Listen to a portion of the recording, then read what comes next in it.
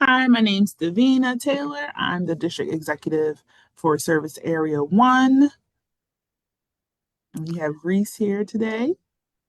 And I'm Reese Wallace. I'm the District Executive Membership Specialist like Davina, but this time for Service Area 2, so Minquist, Constellation, and Baden Powell districts. Awesome. And today we are going to talk to you guys about social media. So we're going to give you guys a few tips and tricks to use on Facebook. So one of the biggest things with Facebook is kind of creating a recruiting culture, and we're going to use social media to do that. So a good tip to remember when posting on social media is that good PR is good recruiting. So you want to just remember when you make a post, for instance, with Troop 201, they did a great job. They just showed an event they had. It was a community service event. You can see they kind of just shared it, which was great. And when we do this, we want to make sure we kind of have a call to action, kind of like a, hey, help us the next time we do a service project or check out our next event that's coming up in the area. You kind of want to use it short, sweet. And then you also want to add a link to your Be a Scout pin, or if you guys actually have a troop or unit website, that would be great to add at the end of the post or in the comments of the post. The next thing we're going to talk about, because we do get a lot of questions about this, is Facebook groups. So, Facebook groups are private. You want to keep them private. We don't want to make them public, like how we have the volunteer. If you're familiar with the BSA volunteer Facebook groups, that kind of are open to anyone in the whole world and people can come in and leave advice and tips and stuff like that. When we do them for your unit specifically, we want to make sure they're private because you're going to share um, your upcoming events. You're going to share personal photos that may not be approved to be dispersed everywhere, and you want to share your unit announcements. So you kind of want to keep that as your way of connecting with your parents and guardians of the kids that are already in your program and registered. Then we have Facebook pages. So, Facebook pages are what you can use as your unit website. They are public, anyone can find them. You can add them as a link to your business cards, your peer to peer cards, or anything like that that you're giving out for advertisements if you have one. You want to make sure you include things like your open house dates, anything that anyone from the public can just come up. So if you're doing like a barbecue for an open house, an ice cream social, anything like that, you want to post that type of information on there. You only want to share photos that are approved from the families to use. Families can also leave great reviews. If you guys came off a great camping trip, you can have your family leave testimonials or share stories and stuff that they're comfortable with putting on there.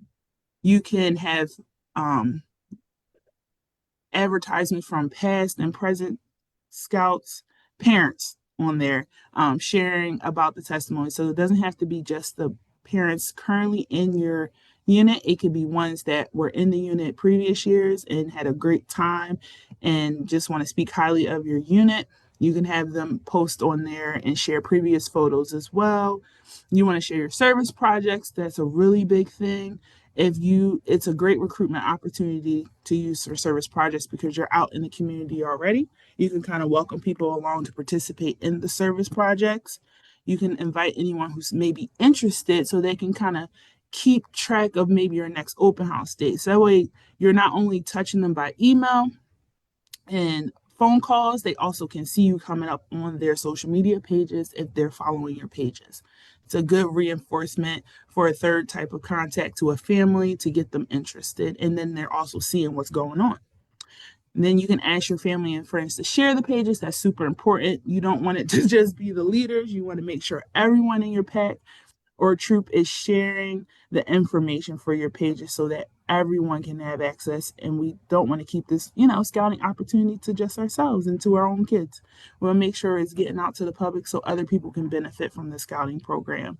And I just want to highlight, do not share your calendar. Because when you go on camp trips, you don't necessarily know who's watching the page. So you want to make sure all of those intricate details of your trips and your calendars are not publicized. And then the last thing, um, when you make posts or just in general trying to gain traction or interest from people in the community, you can join local community pages. You can advertise approved photos, doing service in the community, and then you can tag those community pages. Say, hey, look what we did in Ardmore section of the city. We did this service project to help benefit the community. It doesn't have to be a direct pack meeting or troop meeting, but anything you're kind of doing in the community that the community can see interest in so that people get more buy-in into the program. You can find different organizations to share scouting with. So whether that's a local church that maybe is not your charter organization, that's okay. You can still reach out to those type of organizations or any other type of organization to do projects with or see if they have a help or a need that we can help with. Then you can ask families to share about scouting. So you want to make a post about the benefits of scouting and kind of how scouting has impacted their youth. And because it's one thing for a person to post about their unit as a whole, but it's another thing and it's more impactful for a parent to actually share their own personal testimony and share it on social media so that it's not just an overall picture. People really can hone in and see how that scouting has impacted that one kid's life, which is the biggest joy and pleasure of why we do scouting to begin with, because of the impact that it has on the youth. So you want to share your photos weekly in your stories on Facebook. You kind of want to use that to highlight activities or service projects. Keep it short. You don't want it too long, but just like a glimpse each week of what you're doing in your unit. And then you want to invite others to your next open house. So don't keep it just photos. You also want to make an ask of people to show up to your next event constantly, because you want to keep getting in front of people. Sometimes we feel like when we share things one time that everyone sees it, and that is not true because of the way the Facebook algorithms are. You want to constantly keep sharing about your open house because there's always different people looking at your stories every day. So that is our fun tricks and tips for social media for Facebook. And Reese is just going to show a few examples of the difference between a page and a group. Yeah, so 1 second as I get that up.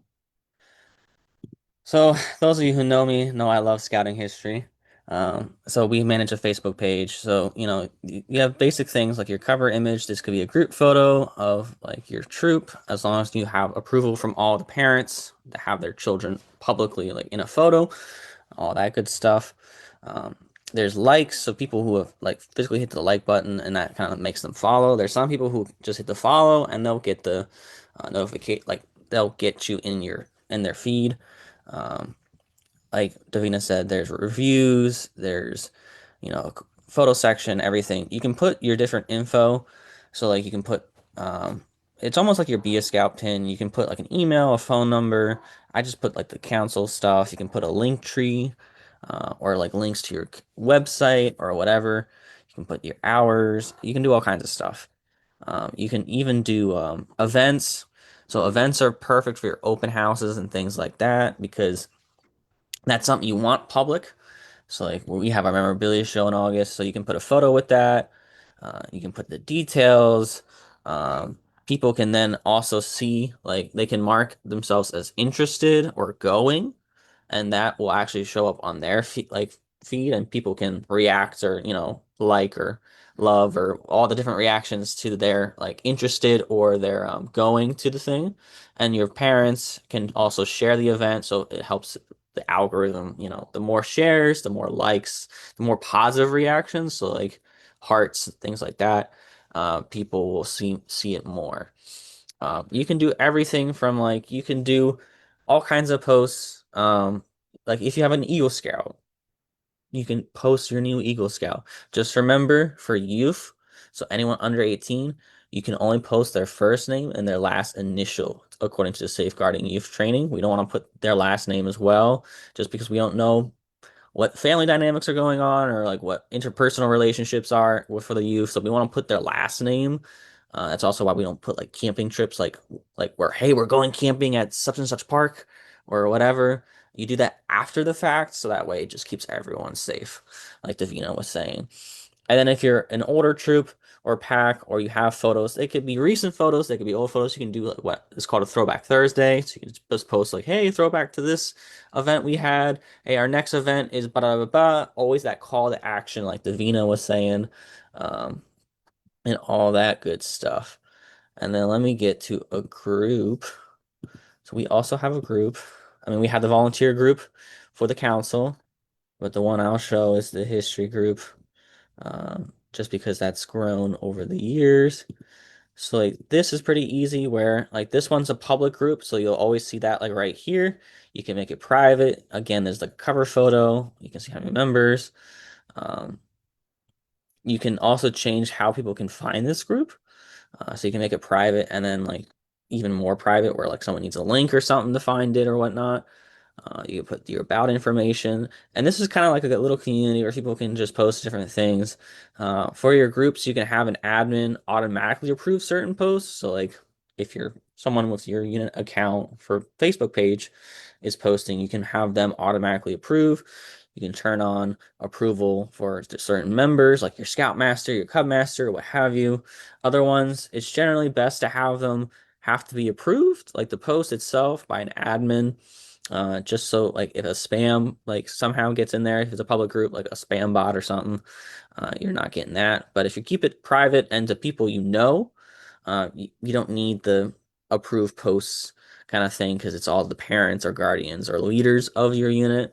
And this is a great place to share, different information, like photos, videos, YouTube links. Maybe you have a YouTube page or something. Um, all kinds of things like that. So it's really, really helpful because it's kind of like a one-stop shop. I will say about public like groups is that Facebook and the internet is starting to like what's the word? Kind of like it will start to search up like show up in Google search results. So like if you know the Resca Tannery that was at Resca Falls before the Scouts owned the property, like if you Google Resca Tannery or Resca Falls Tannery, you'll find a lot of posts from our public history group. Again, that's a reason why you want to make sure if you keep making it public, you like the whole internet can see it. But if you keep it private, it won't be indexed. That's the word I was looking for. It won't be indexed. People won't be able to Google things and then find your group, things like that.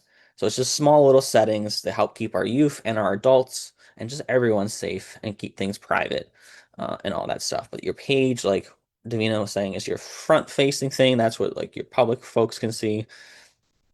Your group is more your private stuff like that.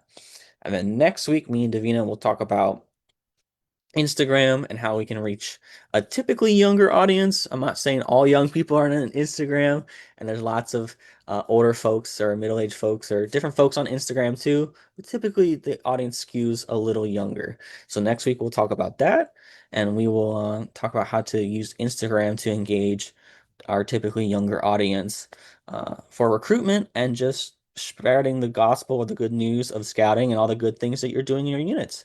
So thank you for joining us for this Membership Monday, and have a lovely day.